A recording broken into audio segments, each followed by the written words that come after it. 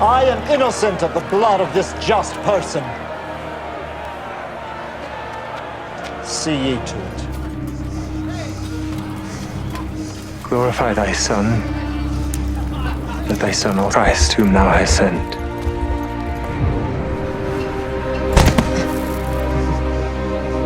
The events that Jesus predicted surrounding his death were fulfilled, but even his most devoted followers did not believe he would be resurrected. They were devastated by his death.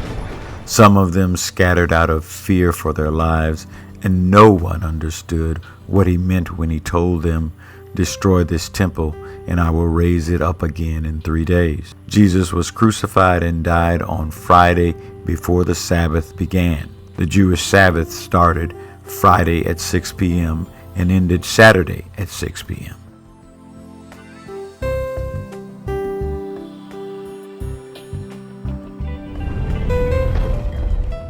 Our lesson today starts after the Sabbath is over.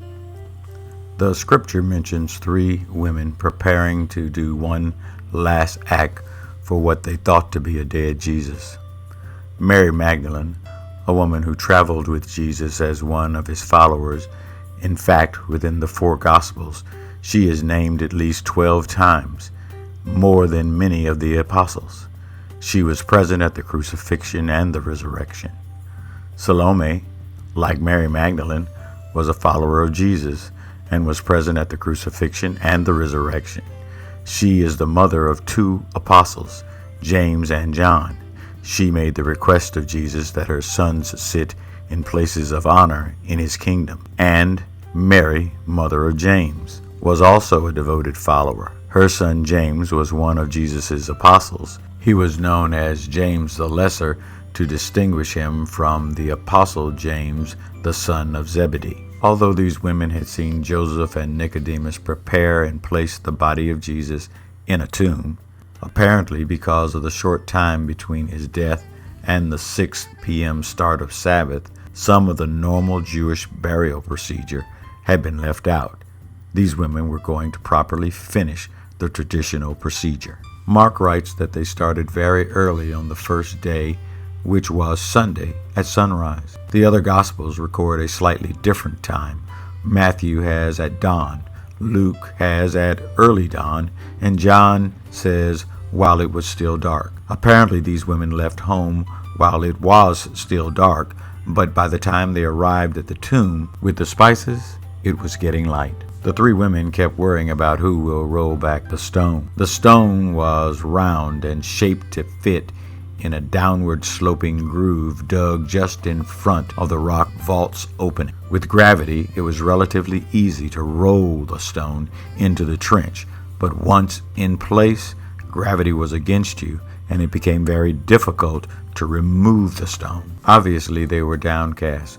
They were walking, looking at the ground in mourning. When they arrived at the tomb, they had to look up. The stone was out of its groove and on its side. While the stone was extremely large, the location and type of vault indicated that this was a rich man's tomb, and grave robbing was common in those days. The women went in. The gospel conflicts here because Mark and Matthew record only one young man, an angel, sitting there. Luke and John indicate 2 angels. Anyway, he was wearing a white robe, described as dazzling. In an effort to calm the women, who understandably were in awe of this physical manifestation of the spiritual realm, he said to them, "Do not be amazed. You're looking for Jesus of Nazareth, who was crucified. He has risen. Look at the place that he was laid. Others have died for their cause, Gandhi, Medgar Evers, Martin Luther King, but only one man was resurrected." The resurrection of Jesus is the central pillar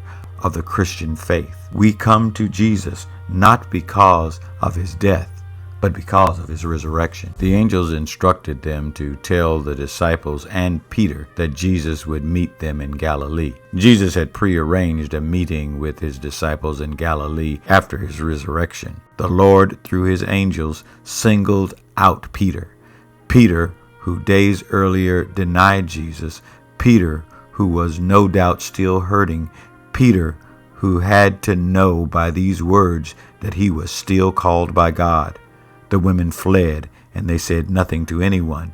However, John gives an account of Mary Magdalene reporting to the disciples about the empty grave, but not the angel's message. We started out this lesson with hope dead, but as 21st century Christians, we have the advantage of knowing that God does some of his best work after a crucifixion, after being betrayed by one who walked with him, after being tried in a mockery of a court, after the government found no fault in him, after being nailed to a cross for sins he did not commit.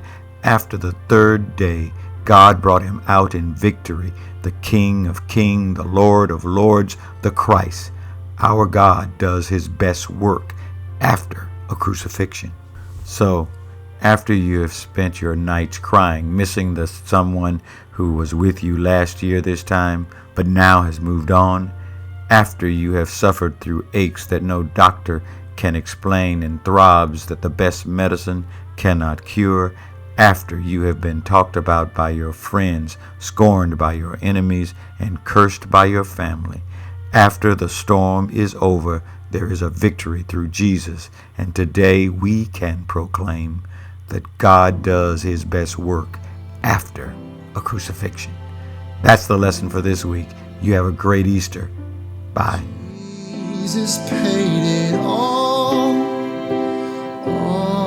to him I owe. Sin had left a crimson stain, he washed it white as snow.